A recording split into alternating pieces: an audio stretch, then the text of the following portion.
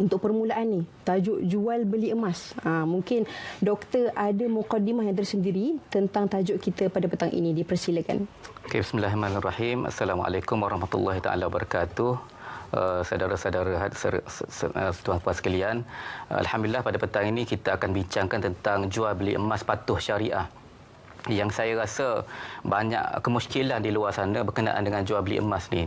Terutama sebab emas itu sendiri di dalam syariah dia ada satu parameter yang tertentu. Emas dia macam duit. Ataupun boleh dikatakan dia money by default. Duit pada asalnya, duit yang asli, kan. Zaman Nabi menggunakan emas sebagai duit para sahabat dan seterusnya lah. Jadi bila kita bincang soal emas ini, dia akan tertakluk kepada beberapa parameter yang telah ditetapkan oleh Al-Quran dan Sunnah. Kan? Dalam hadis Nabi ada menyebutkan az-zahabu bil-zahabi masalan bimaslin sawa'un bisawa'in. Al-fiddah bil-fiddah masalan bimaslin sawa'un bisawa'in. Maksudnya kalau nak beli emas dengan emas, nak tukar sesama emas, kena sama berat, sama timbangannya dan kena segera. Kalau nak tukar emas dengan perak, kalau perak dengan perak sama timbangannya juga. Tapi fa iza ikhtalafatil asnaf fabi'u kaifa syi'tum makana yadan biyadin. Kalau nak tukar emas dengan perak, kena tukar, boleh tukar tanpa kira berat tetapi kena segera. Okey. Jadi itu parameter-parameter yang ada dalam jual beli emas. So emas ini kenapa Nabi bagi arahan macam tu? Sebab emas ini adalah mata wang. Kan? Dia mata wang yang by default kita kata. Kan? Sejak dulu sampai sekarang pun emas dianggap mata wang. Walaupun sekarang ni kita guna duit ringgit kan. Duit ringgit pun mata wang juga. So duit ringgit sama hukumnya dengan emas. Maksudnya kalau kita nak beli emas dengan duit ringgit, dia sama-sama dinamakan sebagai harta ribawi. So mata wang yang ringgit pun harta ribawi, dolar pun harta ribawi, emas pun harta ribawi, perak pun harta ribawi. Jadi oleh kerana semua itu dianggap sebagai mata wang, maka dia tertakluk kepada parameter yang saya telah jelaskan tadilah. Kan parameter-parameter itu seperti mana yang telah disebutkan oleh Nabi, kalau emas dengan emas nak tukar kena sama berat. Kalau emas dengan perak nak tukar tidak kisah bila sama berat atau tak sama berat, tapi kena segera. Kalau beli emas dengan ringgit Malaysia kena berlaku tukaran secara segera. Serta-merta lah. Serta-merta waktu tu juga. Serta-merta. Maksudnya kalau macam emas dengan perak, dia mungkin ada perbezaan sikit lah. Sikit lah, dia perbezaan dah kan. Sebab perak pun mata wang yang dianggap berbeza. Macam ringgit dengan dolar kan. Kalau ringgit dengan dolar kita nak tukar, kita kena tukar secara serentak juga. Penyerahan itu mesti berlaku segera. Tak boleh pula minggu depan ke dan sebagainya, tak boleh lah. Tak boleh. Bagi minggu depan tak boleh kan. Bagi yang ni $1 minggu depan RM4 tak boleh kan. Dia kena terus serta-merta. Serta-merta. Okey. Jadi saya rasa permulaan ni dia dah merangkumi sebenarnya tentang kaedah jual beli emas tu sendiri, iaitu mengikut kaedah syariah. Jadi kita nak tengok sahabat kita di Facebook, soalan daripada sahabat kita di Facebook. Daripada Sarasik Cik-Cik. Okey, sebelum kita nak tanya soalan ni, kita ada panggilan di talian, doktor ya. Okey, assalamualaikum. Waalaikumsalam warahmatullahi wabarakatuh. Naif Hafikah dan Ustaz ya. Ya, Tuan Omar, apa khabar? Baik, alhamdulillah. Alhamdulillah. Soalan saya begini Ustaz ya. Assalamualaikum Ustaz dan Naif ya. Waalaikumsalam warahmatullahi. Ya, soalan saya begini Ustaz. Bagaimana Ustaz kata tadi mengenai bayar beli emas ni mesti sama dan juga segera ya. Jadi bagaimana pula hukum kalau kita beli secara ansuran ini, doktor? Doktor ya. Jadi saya lihat sekarang ni mereka ni kadang-kadang beli secara ansuran bulanan ini. Adakah dikira melanggar hukum ke bagaimana ke Ustaz? Itu soalan saya Ustaz dan Dai. Terima kasih banyak Ustaz dan Dai. Assalamualaikum. Waalaikumsalam. Terima kasih Tuan Omar atas soalan yang diberikan. Jadi doktor, secara ansuran. Dipersilakan. Sebelum saya jawab tu, saya nak cerita sikitlah bahawa JAKIM ada satu parameter. Kan? Boleh. Nak bercakap soal emas ke apa ke, kita kena rujuk parameter ini dulu. Parameter dalam laman web JAKIM ada parameter pelaburan emas yang telah disahkan oleh Muzakarah Fatwa Majlis Kebangsaan pada tahun 2011. Jadi boleh cari dalam laman web JAKIM, boleh baca parameter pelaburan emas ini, dan kalau bagi siapa yang berminat nak mendalami lagi boleh tengok dia panggil parameter oleh AAIF, kita panggil sebagai organisasi perbankan Islam lah, bertempat di Bahrain. Dia ada mengeluarkan standard dapat urus niaga emas patuh syariah. Faham. So saya di Universiti Malaya, Universiti Malaya bagi gerankan saya buat kajian, dan kita buat kajian tentang pelaburan emas lah. Kita ada complete set tentang kaedah pelaburan emas. Berbalik kepada soalan tadi itu, okey, saya kena jelaskan di sini bahawa pelaburan pembelian emas secara ansuran ini dia ada dua bentuk. Satu, kalau emas itu adalah jenis emas yang jongkong, wafer kan, wafer kan. Jenis yang wafer itu dia mesti berlaku, dia tak boleh buat jual beli ansuran. Dia tak boleh buat kan. Dia kena buat beli terus dapat emas kan. Tapi kalau barang kemas, dia hukumnya agak berbeza lah. Hukumnya agak berbeza barang kemas. Barang kemas ni kalau ikut parameter pelaburan JAKIM, dia tidak tertakluk kepada hukum-hukum yang saya tetapkan tadi. Dia macam barangan biasa, boleh dibeli ansuran, boleh tukar sesama barang kemas itu dengan berat-berat yang berbeza pun tak ada masalah. Sebab dia dah terkeluar daripada elah ribawi, kita namakan. Dia macam baju, macam telefon, macam pen, macam biasa. Dia bukan barang ribawi. So untuk ada juga kita tengok berlaku jual beli ansuran di dalam kawan-kawan duk buat kan. Tapi kita kena tengok kalau nak buat ansuran tu sama ada dia patuh syariah atau tak patuh syariah kan. Nak buat tu boleh, dia kena ada distrukturkan oleh pakar muamalat, dan setelah disahkan patuh syariah, kalau ada boleh kan. Kalau tak ada, kita baik elakkanlah, terutama kalau jenis yang jongkong itu kan. Kita kena pastikan dia ada certification patuh syariah, sebab hukum asalnya emas tidak boleh dijual beli secara ansuran, sebab dia kena bayar terus dapat kan.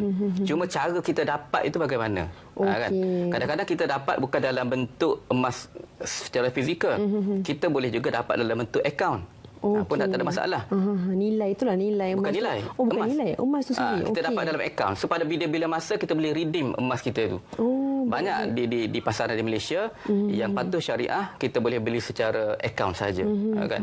Mungkin dalam 6 saya rasa syarikat yang buat, termasuk bank-bank perbankan Islam ini, offer jual beli secara online patuh syariah. Pada bila-bila masa kita boleh redeem emas kita yang kita beli itu. Maksud di sini mungkin ansuran tu tak semualah boleh. Tapi kalau mengikut syariah, kalau emas itu kalau beli barang kemas secara ansuran, kalau ikut parameter pelaburan emas JAKIM tidak ada masalah. Tidak ada masalah. Kan? Tapi kalau beli ansuran secara emas yang betul tu, kiranya emas yang jongkong kan, yang jongkong tu. Kalau contoh ada certain ikut syariah punya guideline, boleh dibenarkanlah. Dibenarkanlah. Dia kena, kalau dia kena ada certification patuh syariah. Kalau tak, dia ada macam-macam kat belakang tu, kita takut sikit cepat kaya lah. Faham. Okey. Terima kasih doktor atas penjelasan yang diberikan. Jadi kita lihat sahabat kita, soalan daripada sahabat kita di Facebook.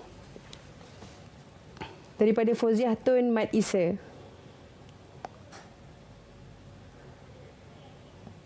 Baik. Okey. Assalamualaikum warahmatullahi wabarakatuh Ustaz. Semoga sentiasa dalam rahmatnya. Saya ingin bertanya Ustaz, apakah hukumnya membeli emas tetapi tidak dipakai? Kerana niat membeli emas itu hanya untuk memajaknya di waktu memerlukan kewangan dan hanya membayar upah simpan sahaja. Apakah hukumnya pelaburan sebegini? Mohon pencerahan Ustaz. Terima kasih Ustaz Andai. Terima kasih juga atas soalan yang diberikan. Jadi doktor macam mana doktor? Dia simpan tu, dia tak guna tapi disimpan. Okey, emas yang dipajak ini kalau dia beli tak ada masalah kan. Dia pajak dengan syarat tempat yang dipajak itu ar-rahnu lah, patuh syariah kan. Lepas itu dia dapat duit. Dia dapat duit, dia terpulanglah untuk guna apa, dia boleh buat upah sumpah, tidak ada masalah. Tidak ada masalah dengan. Cuma saya tak tahu sama ada konteks dia tu, nak tanya kena zakat atau tak kena zakat kan. Kena tengok pada konteks persoalan. Maksudnya hukumnya membeli emas tidak dipakai ni, tetapi tidak dipakai dibolehkan lah. Tak ada masalah. Tidak ada masalah. Ramai orang buat untuk pelaburan kan, untuk pelaburan. Maksudnya orang guna ni hanya untuk ketika perlukan kewangan, orang pajak dulu. Ketika kewangan orang akan inilah. Biasanya dia orang pajak ni dia nak duit lah. Nak duit, nak cash kan. Kita tengok peniaga-peniaga biasa dia beli emas, barang kemas kan, waktu dia terdesak dia pakai duit cash, dia pajak. Dia ada duit, dia tebus. Kan itu tak ada masalah. Kalau nak simpan tu pun ikut pada ar-rahnu lah. Tempat ar-rahnu lah. Patuh syariah. Jangan pergi pajak gadai yang konvensional. Jangan pergi pajak gadai yang konvensional ya. Okey, jadi kita teruskan pada soalan yang seterusnya. Adakah penggunaan teknik jual emas, jamin beli balik dan pemberian hibah dalam pelaburan emas diiktiraf patuh syariah? Kita nak tahu tentang perkara ni. Sebenarnya dalam pelaburan emas ini tidak ada unsur hibah kan, jarang kita dengar.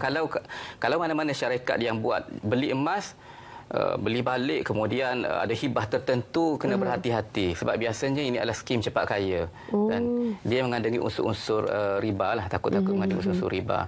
So elakkan, sebab pelaburan emas dia tidak ada dividen. Dia tidak ada dividen, dia tidak ada hibah. Kita beli, kalau harga naik, kalau nak perlukan duit, jual. Kan? Ataupun kalau dia tidak ada hibah-hibah tertentu, dia tidak ada dividen. Maksudnya hibah tu kepada company tersebut ataupun macam mana? Biasanya adalah company-company yang buat beli emas, kemudian dia tak bagi kat kita emas, dia janjikan hibah bulanan. Yang ni skim cepat kaya lah. Dia namakan hibah sebab nak nampak Islamik kan. Sebenarnya dia adalah riba dan skim cepat kaya. Okey. Kan? Okey, jelas, subhanallah. Okey, saya baru tahu lebih lanjut. Okey, kita teruskan kepada sahabat kita di Facebook daripada Sahziatul Sidik. Okey, bagaimana sekiranya kita ingin menjual emas lama dan kemudian untuk membeli emas baru, kebanyakan apabila melakukan urusan tersebut, dia terus tolak harga susut nilai tanpa mengira dahulu jualan barang emas yang lama yang dijual. Apakah memerlukan dua urusan niaga tersebut agar tiada kekeliruan? Mohon pencerahan doktor yang dihormati. Terima kasih. Terima kasih juga atas soalan yang diberikan. Okay, terima kasih. Doktor, macam ni doktor? Macam mana tentang soalan ni Ustaz Doktor? Soalan banyak orang tanya saya kan. Banyak viral kadang-kadang kan. Dia viral. Tapi saya sebenarnya dia viral sebab macam ni. Dia ada satu pandangan di dunia ni, kita ada ulama ada dua pandangan yang utama. Baik. Macam saya sebut tadi.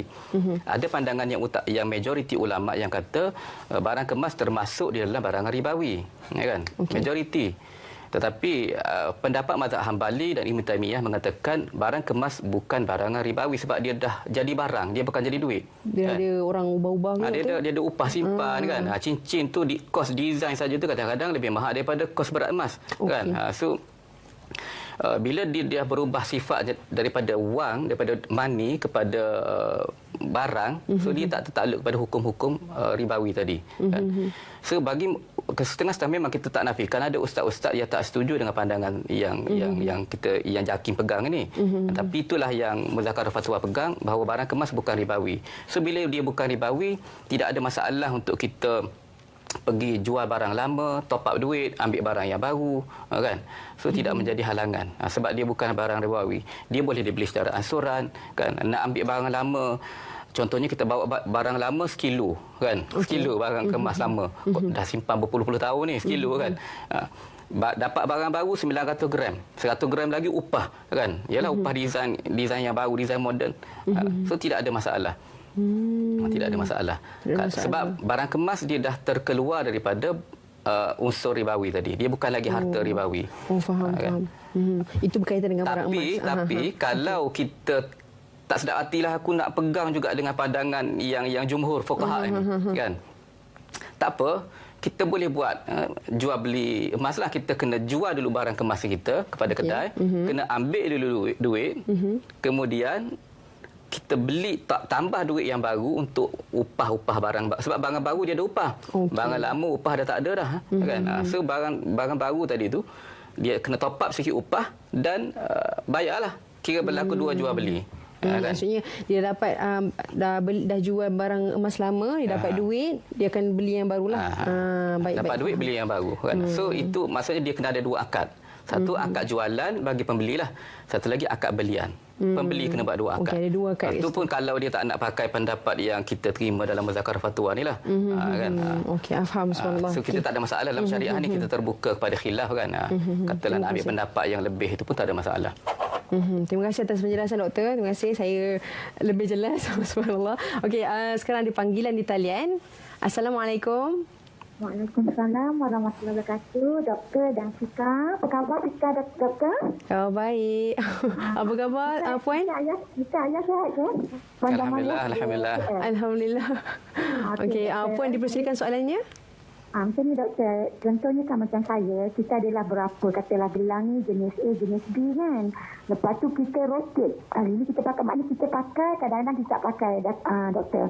Macam mana tu? Perlu bayar zakat ke macam mana? Tapi akad sebab kadang masa ni kita sekejap, kadang kita tak pakai. Tak sampai setahun dah doktor. Perlu zakat tak doktor? Itu saja soalan doktor. Terima kasih. Baik, terima kasih. Terima kasih Puan Jamaliah atas soalan yang diberikan. Jadi doktor tentang itu zakat lah. tentang zakat. Ya. Kan, ramai juga. So zakat barang kemas ni pada hukum asalnya majoriti fuqaha mengatakan tidak wajib zakat barang kemas. Tapi ada juga pandangan yang kata wajib lah. Okey. So macam di Malaysia, majoriti negeri-negeri di Malaysia barang kemas ini dia tak dikenakan zakat kecuali terutama yang dipakai lah. Kalau beli barang kemas simpan dalam setahun kat rumah memang kena zakat.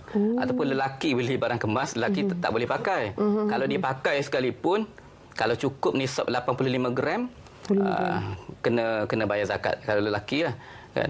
Kalau perempuan dia pakai, dia tidak dikenakan zakat. Cuma kalau dia pakai itu lebih daripada uruf. Okey. Kebiasaan. Orang biasa pakai dalam setahun mungkin dalam 100 gram. Dia pakai mungkin dia pakai juga tapi sekilo kan. Tiap-tiap hari tukar rotate yang baru kan. Tapi kalau melepasi kadar uruf dia kena zakat. Tapi uruf itu berbeza mengikut negeri. So kalau puan tadi negeri mana tu kena cek dengan pusat zakat negeri dia lah. Berapa kadar itu. Tapi secara umumnya kalau dia pakai memang tak dikenakan zakat. Masya-Allah. Tapi kalau dia ada sekilo emas katalah kan, sekilo barang kemas itu sekilo ni banyak. Sekilo kan? banyak, Banyak. Kalau sekali pakai memang bengkok kan leher kan. So sekilo ni kalau dia sengaja pakai untuk mengelakkan zakat tak boleh lah. Tak boleh. Sebab dia niat nak elakkan zakat kan. Subhanallah. Okay, terima kasih doktor atas pencerahan yang diberikan. Okey, sekarang kita ambil soalan daripada sahabat kita di Facebook daripada Nur Dahlia Biru. Allah Akbar. Daripada Lela Ella. Okey. Soalannya, apakah hukum membeli emas pada harga yang rendah kemudian dijual semula dengan harga yang tinggi untuk mendapat keuntungan? Mohon penjelasan Ustaz. Terima kasih. Terima kasih atas soalan yang diberikan. Jadi doktor, kita nak bincang tentang benda ni lebih dalam lagi. Tapi sebelum tu, kita bagi rehat seketika. Kita tunggu selepas ini.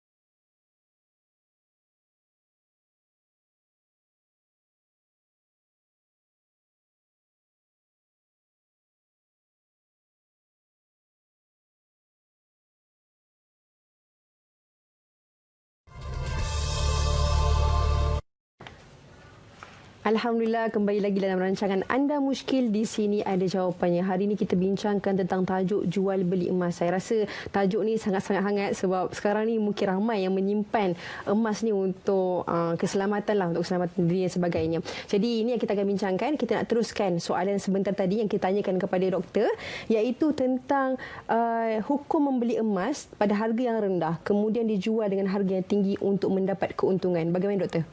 Okey, bismillahirrahmanirrahim. Sekali lagi emas ini memang biasanya orang beli untuk, kalau dia beli untuk pakai, dia pakai. Setengah-setengah orang beli untuk tujuan pelaburan itu, memang dia tunggu harga naik lah. Kan? Tapi sebenarnya harga emas dia tak naik. Dia boleh dikatakan tak naik. Yang masalahnya dengan duit kertas. Duit kertas yang jatuh harga, kan? Dimakan inflasi. So untuk long term, duit kertas kita macam kalau zaman kecil-kecil dulu kan, RM1 boleh beli 10, masa saya kecil lah. Kan? RM1 itu 10 biji donat. Sekarang ni RM1 2 biji donat. Kan? Dekat donat tepi jalan. Dah kurang. So kenapa jadi macam tu? Sebab nilai duit kertas itu semakin kurang. So emas ni dia, oleh kerana duit kertas semakin kurang, dan duit kita tak terikat dengan emas.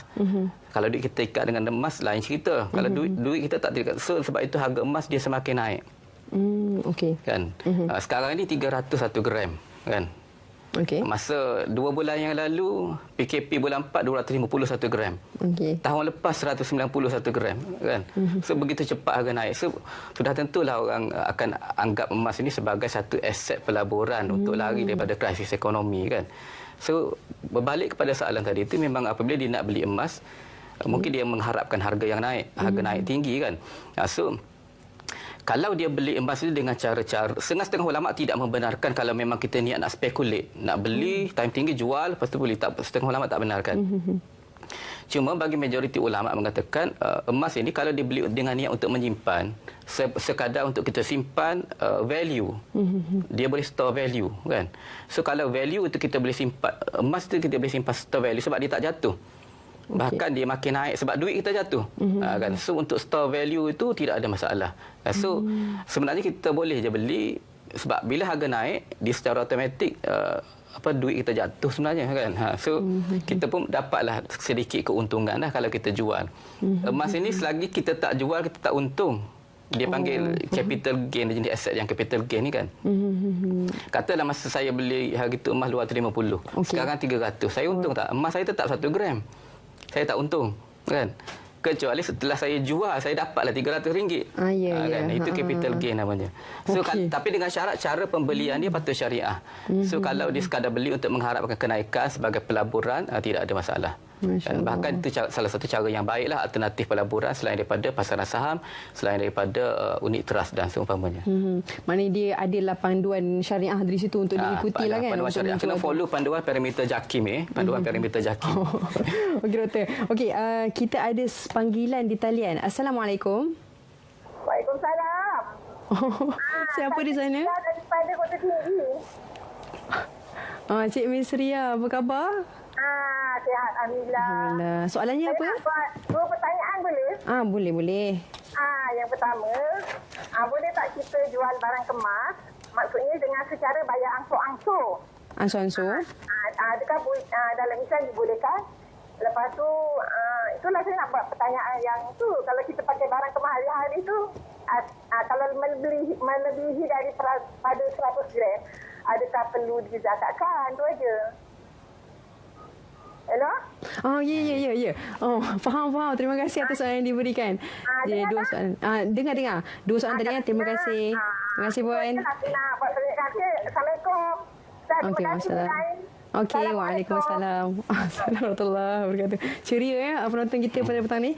Jadi doktor, saya rasa soalan ni soalan sama kot. Soalan sama. Tapi mungkin doktor boleh jelaskan sedikit. Barang kemas kita dah cerita tadi, parameter JAKIM letak dia bukan barang ribawi.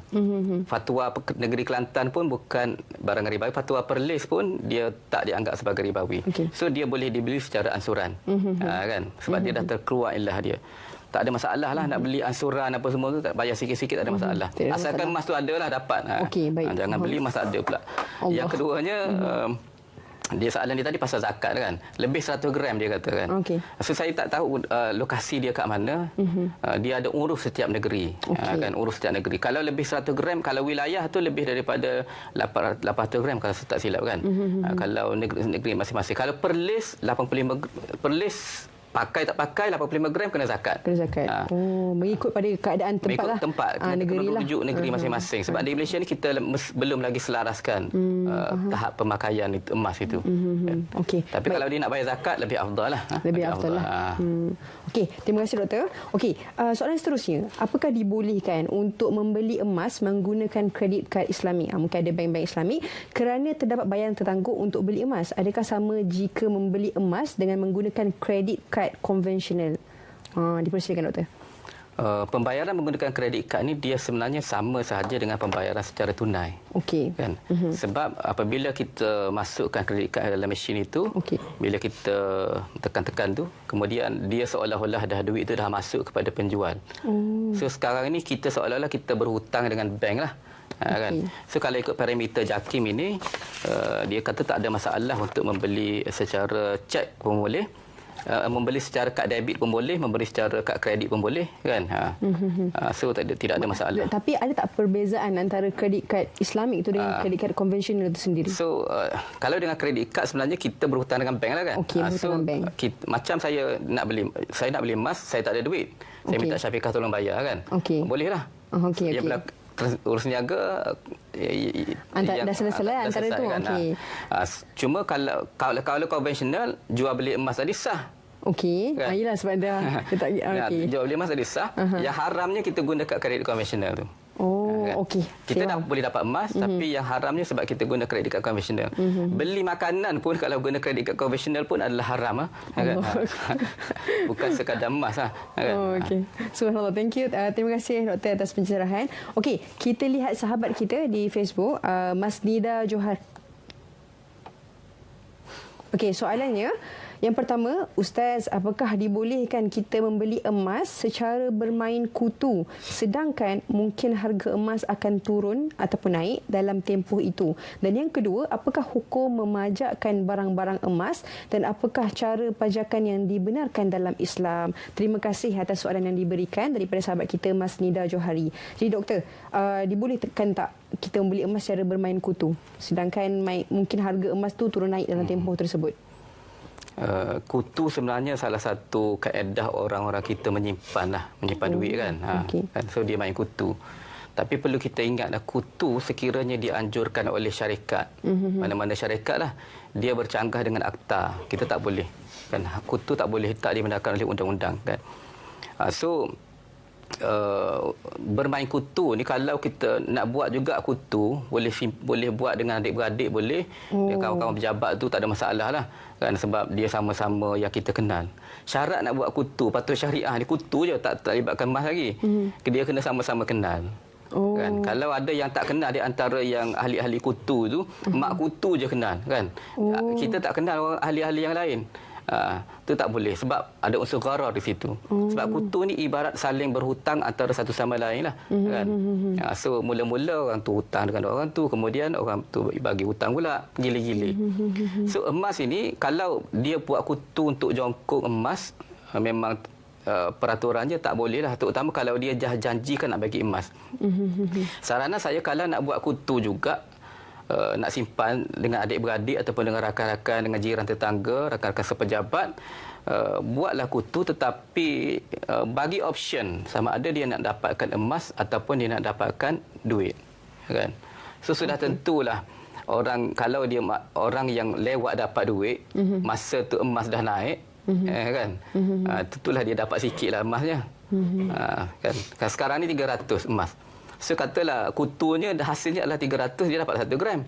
Kalau hasil kutu itu cuma 250, dia tak dapat 1 gram pun lah. Kan? So sebab kutu tu bila kita masukkan duit, kita masuk base pada nilai ringgit. Kan? Base pada nilai ringgit.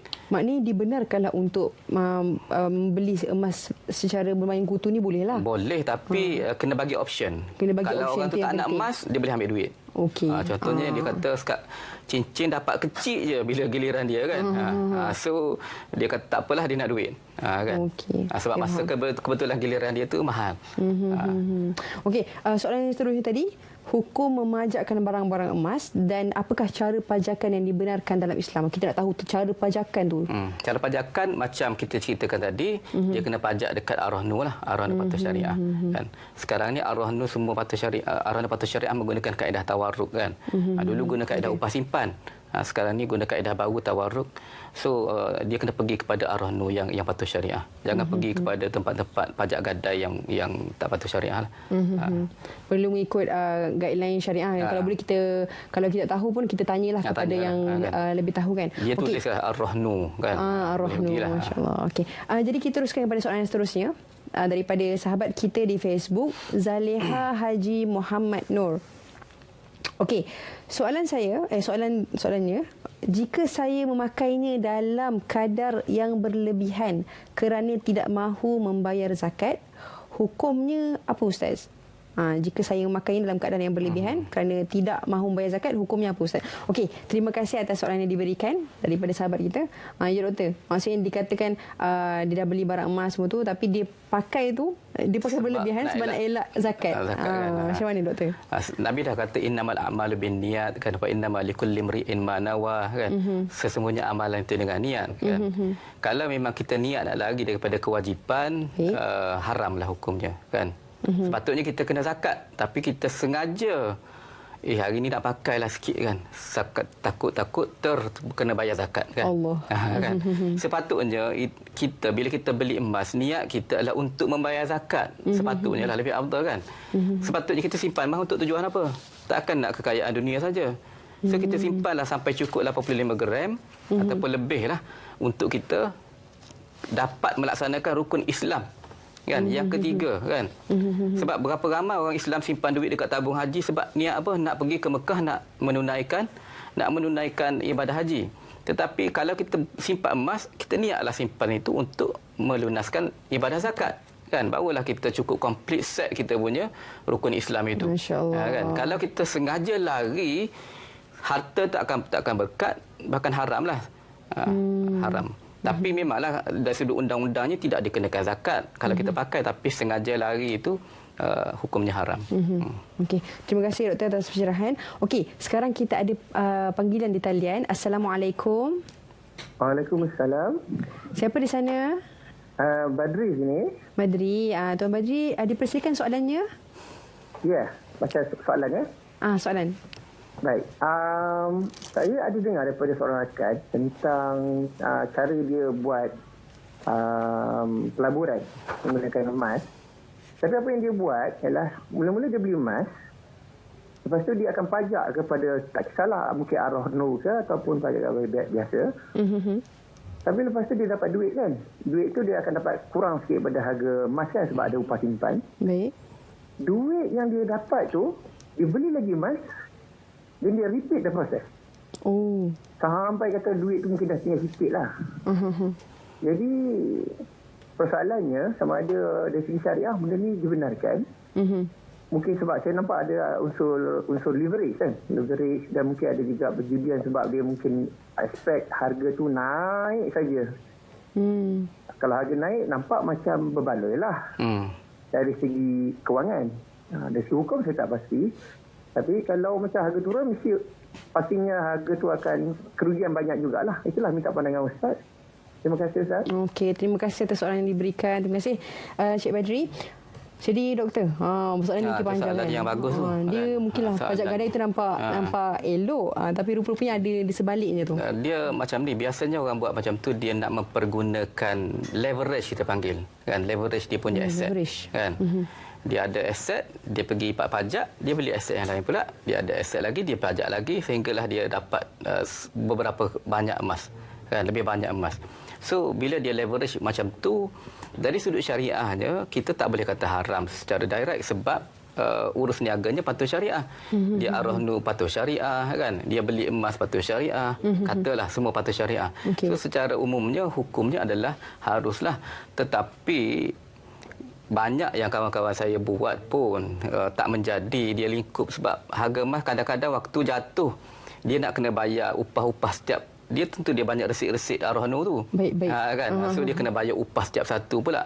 Katalah harga sikit jatuh, memang collapse lah dia punya plan bisnes dia tu kan. So dia yang ada adalah hutang, bebanan hutang, upah simpan ataupun keuntungan arwah nur yang kena bayar, yang dia kena bayar kan. Maksudnya apa yang dilakukan itulah proses tu tidak benar lah. Proses tu kalau dia buat ikut patuh syariah, dia patuh syariah lah, tapi dia berisiko lah. Berisiko. Saya tak sarankan lah, kecuali mereka yang berani ataupun dia memang kerja dia macam tu, kita tak boleh kata apa. Tapi dia salah satu lagi, dia manipulate arwah nur. Arwah nur itu tujuannya untuk orang yang sederhana pendapatan, nak cairkan aset kan.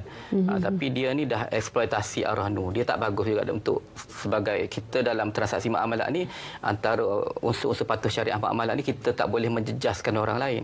So kalau kita manipulate arwah nur sehingga menjejaskan orang lain, tak baguslah. Tapi nak kata urus niaga dia patuh syariah secara direct, tak dapat juga sebab semua urus niaga patuh syariah, cuma dia sangat berisiko. Sangat berisiko. Saya rasa lebih baik elakkanlah. Lebih baik elakkan. Okey. Terima kasih doktor atas pencerahan. Mudah-mudahan dapat beri cerahan kepada soalan tadi. Jadi soalan seterusnya, boleh ke beli emas perhiasan secara hutang? Maksudnya bayaran itu akan dibayar setiap bulan. Saya pasti ada jawapannya, tapi sebelum tu kita rehat seketika, kita kembali selepas ini.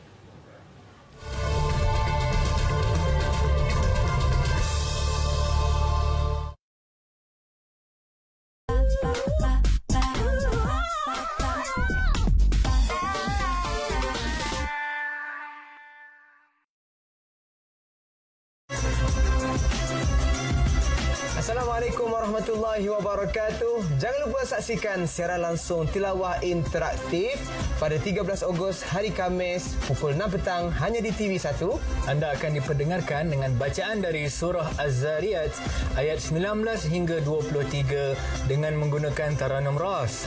Jika ada persoalan tentang taranum dan juga tajwid, anda boleh hubungi kami di talian 03-2288-7876 ataupun kalau ada video nak hantarkan kepada kami di Facebook Tilawah Interaktif TV1. Ya Fakrul, apa tagline kita? Tagline kita, Tilawah Interaktif Al-Quran Inspirasi Ketenangan.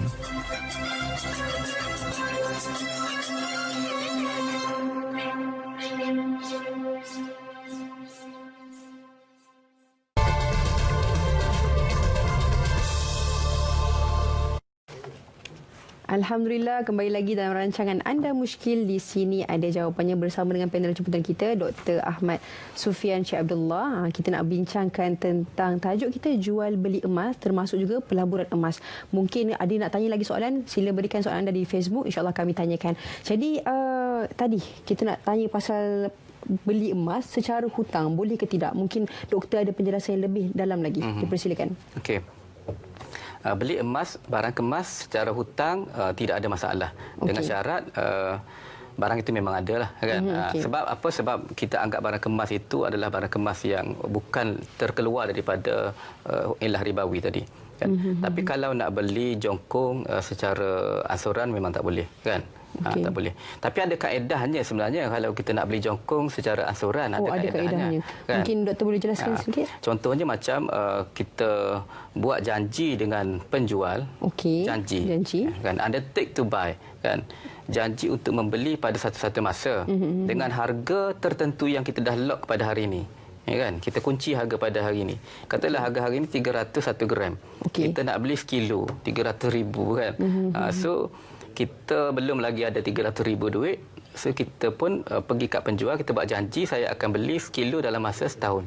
Kan? So penjual pun kuncilah harga, kita bayar sikit-sikit, tapi yang bayaran itu bukan sebagai bayaran belian lagi. Kan? Dia tak anggap sebagai bayaran belian lagi. Bayaran itu sebagai, kita panggil sebagai yuran komitmen ataupun hamis jiddiyah. Kan? Yang mana ia dibenarkan oleh syarak, ada dalam parameter Aufi di sini. Dan pembeli ada hak untuk cancel lah. Sebab dia bukan berlaku jual beli lagi. Dia ada hak untuk revoke back sebab dia tak buat kontrak kan. Duit yang dia bayar tu dia boleh ambil lagi. Kan? So selagi mana pembeli ada hak untuk ambil lagi duit yang dia dah bayar, itu kita anggap kontrak tak berlaku. Jual beli belum berlaku. Bila cukup saja duit, baru dia buat akad. Okey, saya beli emas kilo dengan bayaran RM300,000 kan? Yang telah kamu sudah simpan selama setahun tu. Penjual dah simpan itu. So di situ boleh buat akad. Kan? Walaupun pada masa itu harga emas mungkin dah RM400,000 kan 1 kilo. Kan? Yang tu emas perhiasan. Emas jongkong. Emas jongkong. Kalau contoh emas perhiasan, dia ada tak akad macam tu, doktor? Emas jongkok, emas perhiasan, kalau katalah kita tak nak terima pendapat yang diterima oleh JAKIM semua ni, kita nak kata dia barang ribawi juga, kita boleh buat macam tu juga. So kita beli janji dengan penjual, kita bayarlah sikit-sikit. Maknanya kalau contoh kan emas jongkong tadi dan sebagainya, maksudnya kita pembeli dia akan boleh ambil balik yuran komitmen itulah, bayaran yang diberikan tu kan. Tetapi kalau contoh dalam masa tersebut mungkin penjual tersebut dah buat proses emas dan sebagainya, adakah dia bila kita bagi komitmen, kita bagi hamis jiddiyah security deposit sebagai komitmen kita untuk membeli kan. So, tapi penjual sudah tentu dia dah buat usaha sikit kan, dia dah beli ke untuk kita. So mungkin kalau kita cancel, dia ada sikit kerugian. Baik. So penjual ada hak untuk menuntut sedikit kerugian. Ada boleh menuntut sedikit kerugian. Kerugian yang betul-betul dia rugilah. Kalau dia tak rugi, dia tak boleh ambil apa-apa. Maksudnya menutup tu dengan cara ambil sedikitlah daripada yuran komitmen tu. Kos yang dia telah tanggung itu. So dia boleh ambil kan sekadar kos yang diperlukan. Dan ini dibenarkan oleh standard syariah gold AUFI. Ada disebutkan. Saya faham. Okey, doktor. Bagaimana pula contohnya lah kan dengan pelaburan emas yang memang serta-merta dijalankan. Memang kita nak beli emas serta-merta dijalankan. Kita mendapat emas tu, tetapi dengan syarat, dia ada syarat di situ bahawa orang tersebut yang akan menyimpannya, penjual tersebut yang akan simpan emas tersebut, boleh ke tidak? Okey, sebenarnya dalam pelaburan emas ini, kebanyakan pelaburan emas di pasaran yang ada ni, dia menyimpan emas yang kita laburkan itu, kita beli secara ramai, dia macam dia kilo bar kan. Satu syarikat dia ada beberapa kilo emas. So 1 kilo emas itu ramai orang beli. Orang yang beli 1 gram, orang yang beli setengah gram, orang yang beli 30 gram. Di atas satu bar yang sama. Katalah ini bar kan. Syafiqah beli sikit kan. Orang tu beli sikit, orang yang beli sikit, saya beli sikit kan. So dia kumpul. So sudah tentulah penjual akan syaratkan bahawa emas ini kena simpan oleh penjual. Macam mana nak ambil? Sebab kita beli di atas kilo. Kan? So sebab itu penjual letak syarat dia yang kena simpan. Asalkan masa dia beli itu emas itu ada. Kan? Jangan emas itu tak ada. So katalah dia nak bawa syarat macam tu, kena pastikan syarikat yang buat pelaburan emas itu ada penasihat syariah. Kerana apa? Kerana penasihat syariah inilah yang akan memantau adakah emas yang dijual itu memang ada ke tak ada. Kan? Kadang-kadang pembeli dah beli dah lebih dah 10 kilo ni. Kan? Tak ada emas lain dah, dia ambil juga order. Itu tak patut syariah dah. Sebab Nabi kata la tabi'u ghaiban binajis. Jangan kamu beli emas yang tak ada dengan duit yang kamu ada. Kamu bayar duit sedangkan emas itu tak ada. Kan? Emas itu menjadi tanggungan, dipanggil fi zimmah. So bila menjadi tanggungan, maka dia berlakulah riba an-nasi'ah namanya, serahan lewat. Serahan lewat. So di sini memang kena wujudlah. Memang emas itu kena wujud. Kena wujud dan kena ada allocate untuk klien beli. So penjual bolehlah syaratkan saya yang tolong simpan. Sebab kalau yang kecil-kecil itu tak ada masalah, kamu boleh ambil. Tapi dia kena berikan hak kepada pembeli untuk mungkin jual balik ke, ataupun hak untuk pembeli tukar daripada yang besar-besar ni kepada yang kecil-kecil. Kan? Okey, subhanallah, jelas pencerahan yang doktor berikan. Jadi kita dengarkan panggilan di talian. Assalamualaikum. Allahu akbar, terputus pula. Okey, tak apa. Tidak mengapa. Terima kasih. Kita lihat soalan di Facebook. Daripada Mas Ripah Nur Jama'in. Assalamualaikum Ustaz. Saya ingin bertanya maksud hadis ini. Rasulullah SAW bersabda, jual beli atau pertukaran emas dengan emas, perak dengan perak, gandum dengan gandum, barli dengan barli, tamar dengan tamar dan garam dengan garam. Hendaklah dengan kadar yang sama timbangan ataupun sukatan, dan hendaklah beserta pembayaran bersama ataupun serentak oleh kedua-dua pihak. Sekiranya ia berlainan jenis, maka berjual belilah sebagaimana yang anda mahu jika ia buat secara penyerahan dari tangan ke tangan oleh kedua-dua pihak. Hadis riwayat Muslim. Mohon huraiannya daripada Ustaz. Terima kasih. Terima kasih juga atas soalan yang diberikan daripada Mas Ripah, Puan Mas Ripah. Ya doktor, mungkin lebih dalam sedikit tentang hadis ini. Bertanya kan. Hadis ini adalah hadis riwayat Imam Bukhari dan Muslim. Lafaz Arabnya ialah az-zahabu bil-zahabi wal-fiddah bil-fiddah wal-burru bil-burri wasya'ir bil-sya'ir wat-tamar bil-tamar wal-milah bil-milah yadan biyadin sawa'un bisawa'in fa idza ikhtalafatil asnaf fabi'u kaifa syi'tum ma kana yadan biyadin. Hadis ini menunjukkan Nabi memberi penjelasan kepada orang yang berjual beli bahawa terdapat dua bentuk barangan yang dianggap sebagai barangan ribawi. Bentuk yang pertama adalah bentuk mata wang, iaitu emas dan perak, kan? Mata wang, emas dan perak. Bentuk yang kedua adalah bentuk makanan yang boleh disimpan. Makanan boleh disimpan. Contohnya macam beras, gandum. Nabi tak sebut beras, tapi macam orang Melayu ni beras lah. Kan? Nabi sebut gandum, barli, itu makanan orang Arab, kan, yang boleh disimpan. So makanan ini pun makanan ribawi, barangan ribawi. So macam kalau kita nak tukar gandum dengan gandum, kita kena sama beratnya, kan? Sama beratnya. Tak boleh berat yang berbeza kalau nak tukarlah. Tapi kalau kita nak hutang itu lain, nak pinjam itu lain, kan? Macam kalau saya nak pinjam emas dengan Syafiqah, Boleh. Tapi kalau nak tukar emas, dia kena segera. Kan? So dalam hadis yang akhir itu disebut fa idza ikhtalafatil asnaf fabi'u kaifa syi'tum ma kana yadan biyadin.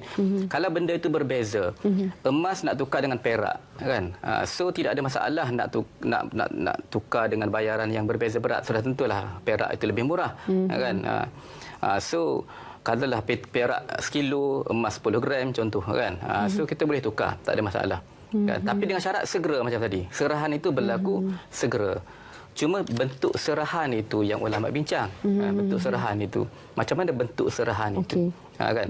Macam saya sebutkan tadi, yang pelaburan emas yang orang simpan emas itu, serahan itu berlaku secara, dia panggil secara hukmi. Iaitu secara hukum sahaja. Yang mana contoh saya beli emas dengan Syafiqah, tapi Syafiqah tak ada dekat tempat tersebut dekat tempat lah, kan? Okay. So Syafiqah cuma bagi resip dan bagi sijil pemilikan dekat saya bahawa saya telah memiliki emas tersebut. Kemudian saya mungkin boleh wakil dengan Syafiqah untuk urusan pos ataupun saya boleh ambil bila-bila masa emas saya tu, kan? So yang pentingnya serahan itu sudah berlaku secara hukumnya, kan? Tapi siapa yang bertanggungjawab kalau emas tersebut hilang? Okey, baik. Kan? Siapa bertanggungjawab? Yang bertanggungjawab adalah saya sebagai pembeli. Serahan secara hukum ni saya boleh buat tamsilan ni macam ni lah. Kalau kita pergi ke kedai kek, Syafiqah pergi ke kedai beli kek. Beli kek itu, okey, dah dapat kek dah. Okey, baik. Kek pun dah tulis dah happy birthday apa semua tu, kan. Siap nama kita lagi. So dia pun sepatutnya dia bagi kat kita. Tapi Syafiqah kata tak payah bagi, tolong simpan dulu sebab saya nak pergi shopping, kan. Katalah kek itu rosak, tiba-tiba terjatuh kek itu semasa tengah shopping. Pergi-pergi dah tak ada dah happy birthday-nya, kan. Dah habis dah kek. So siapa yang bertanggungjawab? Pekedai ke pembeli? Macam pembeli? Pembelilah. Sebab pembeli dah authorize kedai untuk tolong simpan. Sepatutnya kita yang ambil. Tapi kita dah authorize dia untuk tolong simpan, dia tak bertanggungjawab ke atas apa-apa yang berlaku. Begitulah juga dengan emas. Kalau kita nak beli secara jarak jauh ni, serahan tak boleh berlaku segera. So kita wakilkan dia untuk tolong pegang, tolong simpan, tolong pos. Jadi apa-apa sekiranya berlaku kehilangan dalam pos, berlaku kerompakan dekat rumah dia, kita yang bertanggungjawab. Subhanallah. Okey. Saya faham kami faham apa penjelasan yang doktor berikan. Kita ada soalan daripada sahabat kita di talian. Assalamualaikum. Assalamualaikum. Waalaikumsalam. Siapa di sana? Intan tadi ya. Oh, Puan Intan. Puan Intan, Puan Nita, dipersilakan soalannya. Oh, Puan Nisa, dipersilakan soalannya.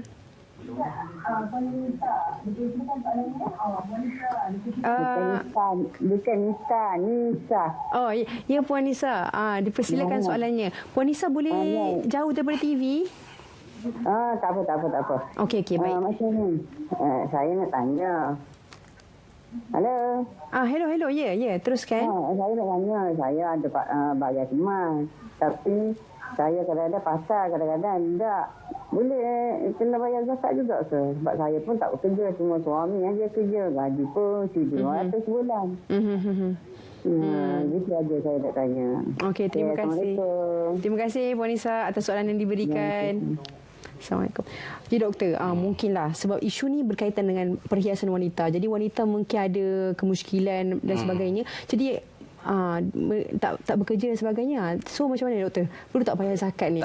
Sebenarnya kalau sekali emas perhiasan itu yang dibuat untuk dipakai, memang tidak perlu tidak perlu bayar zakat. Kan? Tak kira lah dalam setahun itu dipakai sekali ke, tak perlu bayar zakat. Kan? Itu pun kalau cukup nisab. Kalau tak cukup nisab, walaupun tak pakai pun tak kena zakat. Katalah tak cukup 85 gram. Baik. Kan, 85 gram ni banyak juga, kan. Kalau tak cukup 85 gram, dia tak pernah pakai pun walaupun setahun, memang tak kena zakat. Okey. Sebab bagi kita orang yang tak cukup 85 gram ini belum lagi dianggap sebagai kaya lah. Kan, bila dia ada simpanan emas 85 gram ni dia dah dianggap kaya, so kena zakat kalau dia tak pakai. Tapi kalau dia pakai gili-gili ke, dia tak dikenakan zakat. Itu untuk semua negeri kecuali negeri Perlis. Kalau negeri Perlis cukup 85 gram, pakai ke tak pakai, kena zakat. Kena zakat. Okay. Terima kasih doktor atas penjelasan yang diberikan. Jadi kita pun dah sampai kepada penghujungnya para penonton sekalian. Mungkin di pengakhiran ni doktor doktor mungkin boleh berikan sedikit rumusan tentang jual beli emas dan pelaburan emas ini sendiri. Persilakan. Okey, sebagai penutup lah, untuk dalam jual beli emas ni saya rasa bagi mereka yang nak terlibat dengan emas, terutama toke-toke emas lah, ataupun yang buat dropship emas ke apa ke kan, dia kena belajar, kena ambil tahu, kena belajar hukum tentang pelaburan emas patuh syariah kan.